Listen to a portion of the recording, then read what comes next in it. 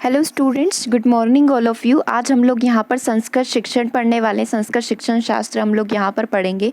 इसमें हम लोग टीचिंग मेथड्स यहाँ पर स्टार्ट कर रहे हैं। संस्कृत शिक्षण विधियों को हम लोग यहाँ पर स्टार्ट कर रहे हैं। तो आज हम लोग आज के सेशन में हम लोग सबसे पहली शिक्षण विधि को स्टार्ट कर रहे हैं, क्योंकि जैसे कि हमें पता है 6 शिक्षण विधियाँ हमें मेनली पढ़नी होती है। संस्कृत में हमारी 6 शिक्षण विधियाँ होती है। तो आज हम लोग यहाँ पर पहली शिक्षण विधि को स्टार्ट कर रहे हैं, जिसका नाम है पाठ्य पुस्तक विधि। तो इसकी कुछ दोष होती है, इसकी कुछ सीमाएं लिमिटेशंस होती है, इसके कुछ लाभ होते हैं। तो वो सारी चीज़ें ही आज के सेशन में हम लोग डिस्कस करेंगे। उससे पहले यदि आपने चैनल को सब्सक्राइब नहीं किया है तो आप चैनल को सब्सक्राइब कर सकते हैं। इससे क्या होगा कि जब भी कोई भी नया वीडियो चैनल पर अपलोड होगा तो सबसे पहले आपके पास यहाँ पर नोटिफिकेशन आ जाएगा। और आपको सेशन कैसा लगता है, सेशन के लास्ट में आप हमें कमेंट करके ज़रूर बताएंगे। और यदि सेशन अच्छा लगता है तो आप इसे लाइक ज़रूर करें। चलिए हम लोग सेशन पर मूव करते हैं। संस्करण विधियों में सबसे पहले, जैसे अभी हमने देखा, हम लोग आज जो है पाठ्य पुस्तक विधि के बारे में पढ़ेंगे। इसके कुछ क्वेश्चन भी आज के सेशन में हम लोग कंप्लीट करेंगे। तो सेशन को बिल्कुल लास्ट तक देखना है, बीच में कोई भी छोटा बड़ा पॉइंट आपको यहाँ पर मिस नहीं करना है, क्योंकि A to Z पाठ्य पुस्तक से रिलेटेड जितनी भी चीज़ें होती है सारी ही यहाँ पर आज के सेशन में हम लोग डिस्कस करेंगे। तो सबसे पहले बात करते हैं पाठ्य पुस्तक विधि। तो नाम से यहाँ पर ये चीज़ क्लियर हो जाती है कि यहाँ पर पाठ्य पुस्तकों के माध्यम से अध्ययन करवाया जाएगा।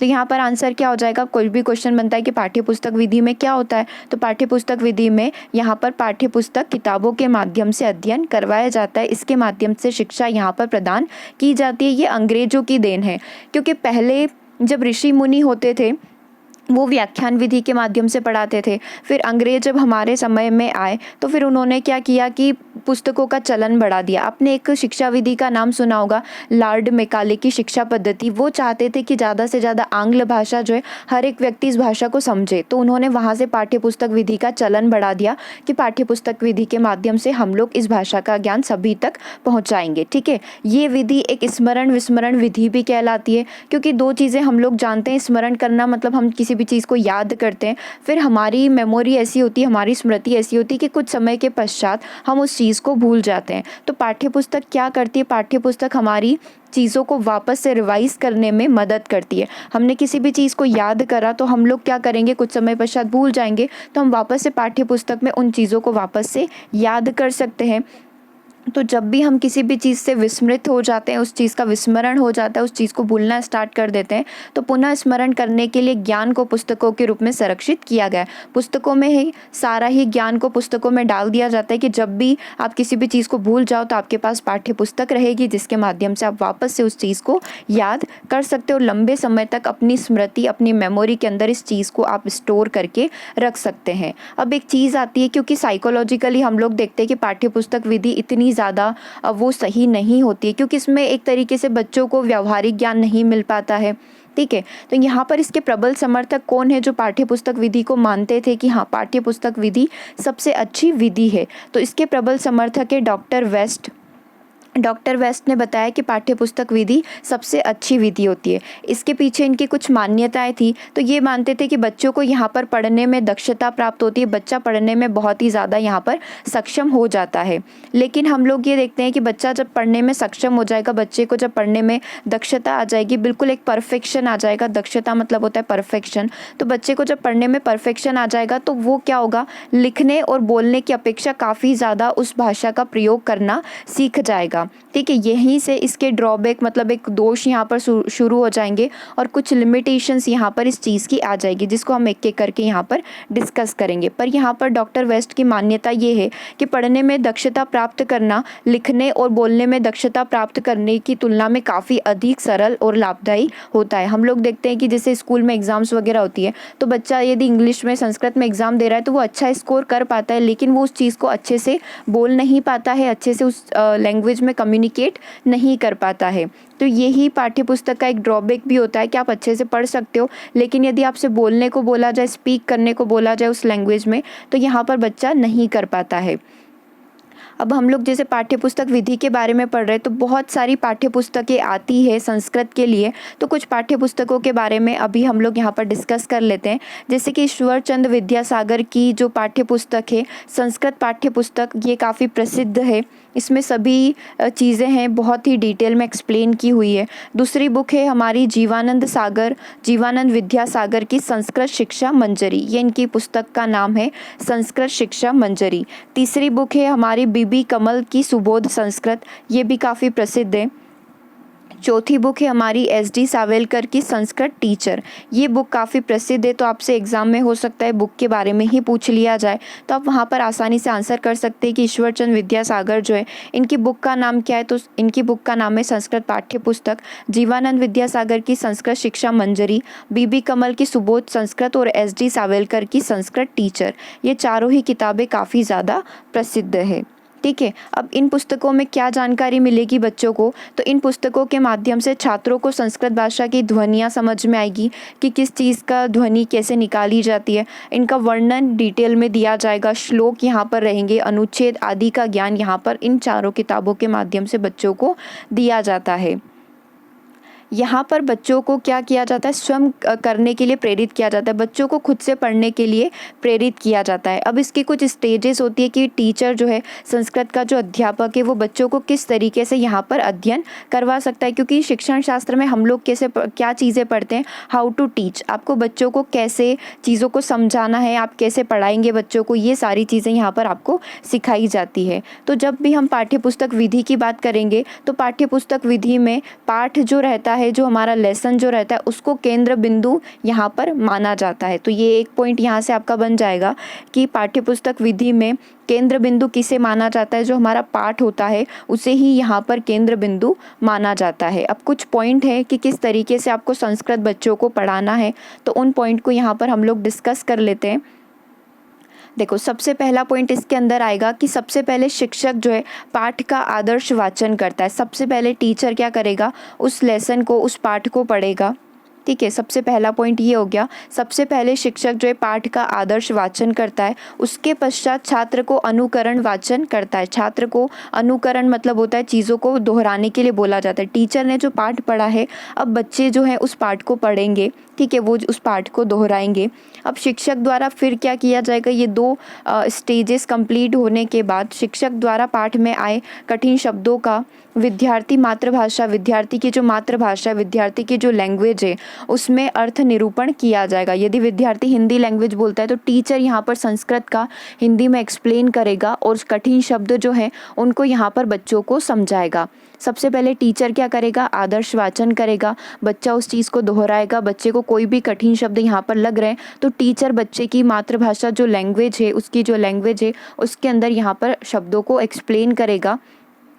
अब यहाँ पर बच्चे को टीचर बोलेंगे, अध्यापक यहाँ पर शिक्षार्थी को बोलेंगे कि अब आपको मौन वाचन करना है, लेकिन ये कोई आवश्यक मेथड नहीं है, क्योंकि बच्चा एक बार यहाँ पर अनुकरण कर चुका है। यदि आवश्यकता लगती है, ये शिक्षक के ऊपर डिपेंड करता है, लेसन के ऊपर, पाठ के ऊपर डिपेंड करता है कि बच्चों को यहाँ पर एक बार और पढ़ने की आवश्यकता है, तो यहाँ पर बच्चों को मौन वाचन के लिए कहा जा सकता है। ठीक है, यह केवल शिक्षक निर्धारित कर सकता है कि क्या यहाँ पर आवश्यकता है वापस से पाठ को पढ़ने की। ये सारी प्रोसीजर कंप्लीट होने के बाद, ये चारों ही पद कंप्लीट होने के बाद, संपूर्ण पाठ का शिक्षण कर लेने के बाद छात्रों को अभ्यास करा दिया जाता है। कुछ प्रश्न यहाँ पर बच्चों को करवा दिए जाते हैं, कुछ शब्दार्थ यहाँ पर लिखवा दिए जाते हैं। ठीक है, तो ये 5 स्टेप यहाँ पर कंप्लीट हो जाती है। उसके बाद आखिरी स्टेप आती है कि व्याकरण के नियम एवं अनुवाद का कार्य भी अभ्यास से करवाया जाता है। अब आपने देखा है कि पाठ यहाँ पर हमारा केंद्र बिंदु होता है, तो यहाँ पर बच्चों को क्या होगा, व्याकरण के नियम भी साथ के साथ पढ़ा दिए जाएंगे। जैसे कोई लकार यहाँ पर प्रयोग हो गया, कोई धातु रूप यहाँ पर प्रयोग हो गया, तो साथ के साथ पाठ पढ़ाने के साथ साथ बच्चों को व्याकरण के नियम भी यहाँ पर याद करवा दिए जाते, उनका भी यहाँ पर अभ्यास करवा दिया जाता है, उनसे रिलेटेड प्रश्न यहाँ पर बच्चों को करवा दिए जाते हैं। तो ये पूरी पाठ्य पुस्तक पढ़ाने की एक आदर्श विधि होती है कि किस तरीके से अध्यापक जो है शिक्षार्थी जो होते हैं, बच्चे जो होते हैं, उनको पाठ्य पुस्तक कैसे पढ़ा सकता है। अब पाठ्य पुस्तक विधि की कुछ विशेषताएं होती है और कुछ लिमिटेशंस होती है, कुछ सीमाएं होती है। तो सबसे पहले हम इसकी विशेषताएं देख लेंगे। सबसे पहला पॉइंट है, विद्यार्थी को संस्कृत वाचन का अभ्यास करने का पर्याप्त अवसर मिलता है।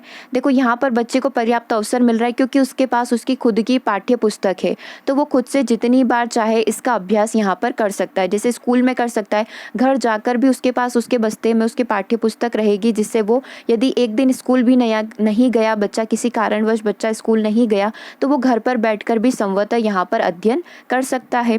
ठीक है, यहाँ पर शब्द भंडारण में वृद्धि होती है, यहाँ पर बच्चे को नए नए शब्द यहाँ पर सीखने को मिलते हैं, तो यहाँ पर शब्द भंडारण में बच्चे की वृद्धि होती है। तीसरा है, संस्कृत भाषा में साहित्य के प्रति बच्चे के अंदर रुचि उत्पन्न होती है, बच्चे का एक इंटरेस्ट जागृत होता है संस्कृत भाषा को पढ़ने का, क्योंकि यहाँ पर बच्चे को व्याकरण भी पढ़ने को मिल रही है, नई नई चीज़ें भी सीखने को मिल रही है। बच्चे को इतना ज़्यादा एक साथ बर्डन नहीं बढ़ेगा, बोझ नहीं बढ़ेगा कि इतनी सारी चीज़ों को दिमाग में रखना है, क्योंकि सारी चीज़ें यहाँ पर पाठ्य पुस्तक में लिखी हुई है, जो भी उसको अध्यापक ने पढ़ाया हुआ है, तो यहाँ पर उसकी रुचि, इंटरेस्ट यहाँ पर जागृत होता है भाषा को पढ़ने का, भाषा को जानने का। अगला पॉइंट है, उच्च स्तरीय कक्षाओं को पढ़ाने के लिए सर्वोत्तम विधि है। जो उच्च स्तरीय कक्षाएँ होती है वहाँ पर इस विधि के माध्यम से पढ़ाना बहुत ही ज़्यादा आसान होता है।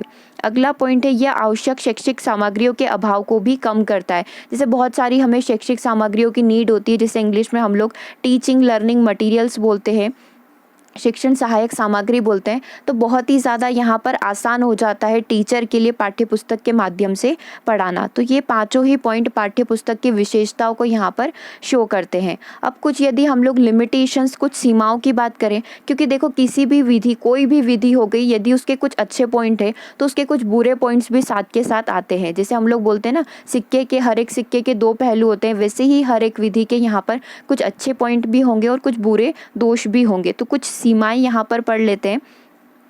पहली इसकी जो सीमा है वो ये सीमा है कि यह विधि मौखिक अभिव्यक्ति को महत्व नहीं दिया जाता है, क्योंकि यहाँ पर पढ़ा दिया जाता है तो ओरल बच्चों को मौखिक रूप से यहाँ पर अपने विचारों को अभिव्यक्त करने का मौका नहीं मिलता है। क्योंकि हमने जब ये 6 विधियाँ यहाँ पर पढ़ी, 6 स्टेजेस पढ़ी, तो इसमें बच्चा जो है एकदम से ओरली अपने विचारों को, मौखिक रूप से अपने विचारों को रिप्रेजेंट टीचर के सामने, अध्यापक के सामने नहीं कर पाएगा। दूसरी इसकी एक सीमा आती है कि इस विधि से संस्कृत भाषा का शिक्षण करने पर विद्यार्थी को अपने उच्चारण दोष को सुधारने के बहुत कम अवसर मिलते हैं, क्योंकि उसके पास पाठ्य पुस्तक है तो वो यहाँ पर पढ़कर भी अध्ययन कर सकता है। तो यहाँ पर यदि बच्चा को ओरली, मौखिक रूप से ज़्यादा अपने विचारों को अभिव्यक्त करने का मौका नहीं मिल रहा है, तो उसके जो उच्चारण में कोई दोष हो रहे हैं, जैसे कहाँ पर अनुस्वार है, कहाँ पर हलंत है, इस तरीके से इस प्रकार के जो उच्चारण में उसकी मिस्टेक होती है, उसका प्रोनाउंसिएशन जो मिस्टेक रहता है, उसको यहाँ पर सुधारने के बहुत ही कम अवसर यहाँ पर मिल पाते हैं। अगला पॉइंट है, इस विधि में व्याकरण को विशेष महत्व नहीं मिल पाता। यह विधि छात्रों में नीरसता को उत्पन्न कर देती है, क्योंकि बच्चा यदि पाठ्यपुस्तक विधि के माध्यम से पढ़ रहा है तो वो पाठ्यपुस्तक में जो जो लिखा हुआ है सिर्फ उसी का अध्ययन करके उस चैप्टर को, उस पाठ को खत्म कर देगा। तो एक बच्चे के अंदर नीरसता आ जाती है, उसको इंटरेस्ट नहीं आता है इन चीज़ों को करने में। क्योंकि यदि हम इसको दूसरी विधियों से कंपेयर करें तो दूसरी विधियों में ज़्यादा से ज़्यादा एक्सपेरिमेंट करवाए जाते हैं, क्षेत्र भ्रमण करवाया जाता है, तो वहाँ पर बच्चों का इंटरेस्ट आता है, बच्चों को लैब में लेकर जाया जाता है, एक्सपेरिमेंट करवाए जाते हैं। लेकिन यहाँ पर ऐसा कुछ नहीं हो रहा है पाठ्य पुस्तक में, तो यहाँ पर बच्चों के अंदर नीरसता उत्पन्न हो जाती है और व्याकरण को भी इतना ज़्यादा यहाँ पर विशेष महत्व नहीं मिल पाता है, क्योंकि यहाँ पर जो रहता है पाठ इसका केंद्र बिंदु रहता है। व्याकरण पढ़ाई जाती है लेकिन इतना ज़्यादा विशेष महत्व इस पर ध्यान नहीं दिया जाता है। ठीक है, चलिए, तो ये हमने पहली विधि पढ़ ली जिसे हम लोग पाठ्य पुस्तक विधि बोलते हैं। अब मैं आपको कुछ क्वेश्चन यहाँ पर बता देती हूँ किस तरीके से क्वेश्चन पूछे जाते हैं। सबसे पहला क्वेश्चन आपका पाठ्य पुस्तक विधि का ही है। पाठ्य पुस्तक विधि क्या है? विषय वस्तु को रटने के लिए दी जाती है। शिक्षक की सरलता के लिए हम लोग पाठ्य पुस्तक विधि का प्रयोग करते हैं। अध्यापक शिक्षण की सरलता के लिए या फिर अध्यापक की सरलता के लिए हम लोग पाठ्य पुस्तक विधि का प्रयोग करते हैं, या फिर विषय वस्तु के सूचनाओं के संप्रेषण के लिए, ताकि हम विषय वस्तु जो भी, जैसे विषय वस्तु यहाँ पर क्या हो गई, विषय वस्तु हमारी हो गई पाठ्य पुस्तक, तो पाठ्य पुस्तक में जो भी ज्ञान है हम लोग उसको बच्चों तक पहुँचा पाएँ। क्या इसके लिए हम लोग पाठ्य पुस्तक विधि का प्रयोग करते हैं? तो बिल्कुल सही है। विषय वस्तु की जो भी सूचनाएं पाठ्य पुस्तक में जो भी सूचनाएं दी गई है, सारी ही सूचनाओं को हम लोग संप्रेषण करने के लिए पाठ्य पुस्तक विधि का प्रयोग करते हैं। तो आंसर यहाँ पर क्या हो जाएगा? Option number D. अगले क्वेश्चन की यदि बात करें तो पाठ्य पुस्तक विधि को माना जाता है, पाठ्य पुस्तक विधि क्या एक पारंपरिक विधि है, क्या एक मॉडर्न मेथड है, क्या एक प्रकार की प्राचीन विधि है, या फिर एक प्रकार की देखो और पढ़ो विधि है। तो हम लोग पाठ्य पुस्तक विधि को क्या कंसीडर करते हैं?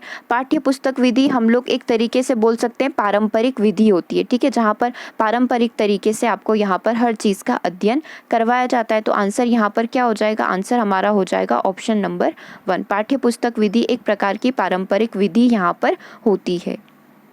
चलिए, तो कुछ इसी तरीके के क्वेश्चन आपके पूछे जाएंगे। कल हम लोग इसी समय पर एक विधि और कंप्लीट करेंगे, उसके कुछ क्वेश्चन भी कंप्लीट करेंगे और पाठ्य पुस्तक विधि को अगली आने वाली विधि के साथ कंपेयर भी करेंगे, ताकि सारे डाउट एट अ टाइम आपके क्लियर हो जाए। तो सेशन कैसा लगा आप हमें कमेंट करके बताइएगा। मिलते हैं हम लोग शाम को 6 बजे बाल विकास के सेशन में, ठीक है। वो क्लास आपकी लाइव रहेगी, तो आप 6 बजे बाल विकास की लाइव क्लास को ज्वाइन कर सकते हैं, ठीक है। Thank you for watching.